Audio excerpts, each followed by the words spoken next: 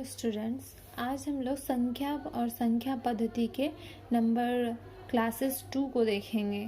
इसमें हम लोग आज जुड़वा अभाज्य संख्याएं प्राइम ट्विन नंबर के बारे में जानेंगे। ऐसी दो लगातार अभाज्य संख्याएं जिनके बीच में एक भाज्य संख्या हो जुड़वा अभाज्य संख्याएं कहलाती है। कहने का मतलब कि अगर कोई दो नंबर दिया हुआ है, अभाज्य संख्या हो, और उस दोनों के बीच में कोई भाज्य संख्या हो, जैसे कि 17 और 19 है, वो जुड़वा अभाज्य संख्या है और उनके बीच में संख्या क्या है, एक भाज्य है, जिसको हम लोग जैसे 18 हो गया।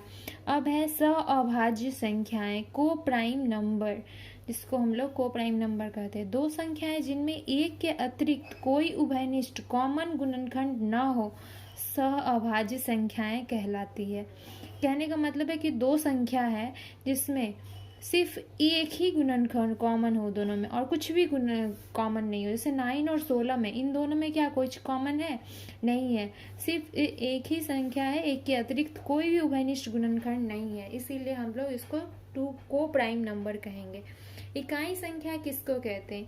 1 से 9 तक की संख्याएं इकाई संख्याएं कहलाती है। साथ ही किसी बड़ी संख्या के अंत में दाईं और आने वाला अंक इकाई अंक कहलाता है। जैसे 379 में 9 हमारा इकाई अंक कहते हैं, जिसको यूनिट प्लेस भी कहते हैं।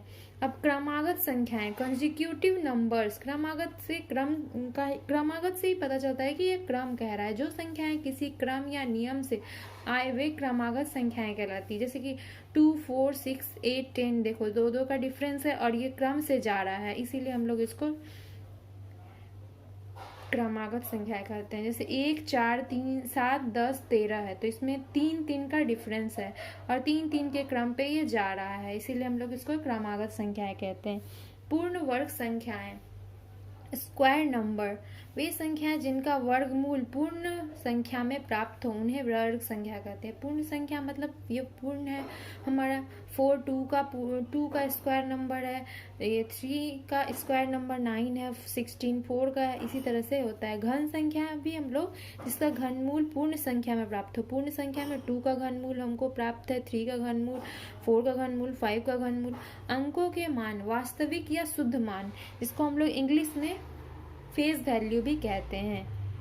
किसी अंक का वह मान जो कभी भी नहीं बदलता है उसे वास्तविक संख्या या शुद्ध मान कहते हैं, जिसको हम लोग फेस वैल्यू कहते हैं। जैसे 38 में 2 का वास्तविक मान 2 होता है, इसका मान चेंज नहीं होता, इसको फेस वैल्यू भी कहते हैं। 3 का वास्तविक मान 3 ही होगा। उसी तरह से 8 का शुद्ध मान भी 8 ही होगा। स्थानीय मान, किसी अंक का वह मान जो उसके स्थान के विशेष स्थिति के अनुसार बदलता है उसे स्थानीय मान कहते हैं। जैसे 238 में सैकड़े के स्थान पे इकाई दाई सैकड़े के स्थान पे, इसीलिए इसका स्थानीय मान 200 है।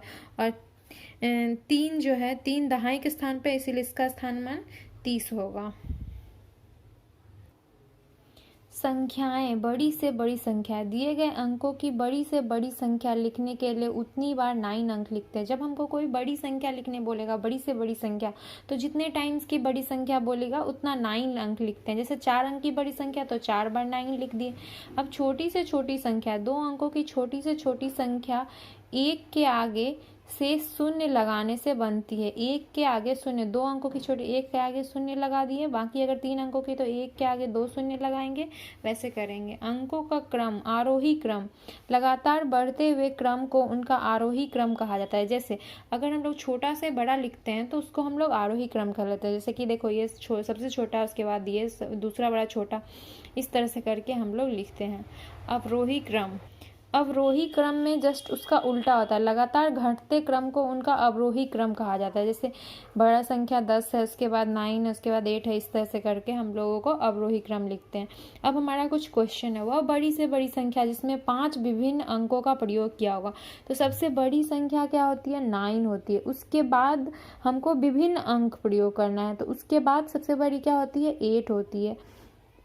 फिर उसके बाद उससे छोटी कौन होती है, 7 होती है। फिर यहाँ पे 6 होती है, यहाँ पे 5 होती है। चूँकि हम लोगों को विभिन्न विभिन्न अंक का प्रयोग करना है, इसलिए 9 को हम होल टाइम नहीं लिख सकते, इसलिए उसके बाद 8 लिखेंगे, फिर 7 लिखेंगे, 6 लिखेंगे, 5 लिखेंगे। इस तरह से हमारा 5 अंकों की बड़ी से बड़ी संख्या हो गई।